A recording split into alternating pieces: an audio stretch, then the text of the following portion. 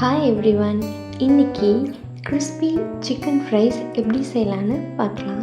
இதுக்கு முதல்ல சுத்தம் பண்ண 5 சிக்கன் பீஸை நைஸாக கீறி எடுத்துக்கிறேன்.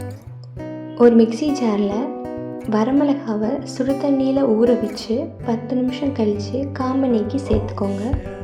அதோட 2 சின்ன வெங்காயம், 5 பல் பூண்டு, 1 பீஸ் இஞ்சி, 1 table spoon pepper, 1 table spoon ஜீரகம், 1 டேபிள் ஸ்பூன் லெமன் ஜூஸ், தேவையான அளவு தண்ணி சேர்த்து நல்லா அரைச்சி எடுத்துக்கோங்க. ஏற்கனவே எடுத்து வச்ச சிக்கனில் தேவையான அளவு உப்பும் நம்ம அரைச்சி வச்ச பேஸ்ட்டும் 1 டேபிள் ஸ்பூன் மஞ்சள் தூளும் சேர்த்து நல்லா பிசைஞ்சு 1/2 மணி நேரம் ஊற வச்சுருங்க.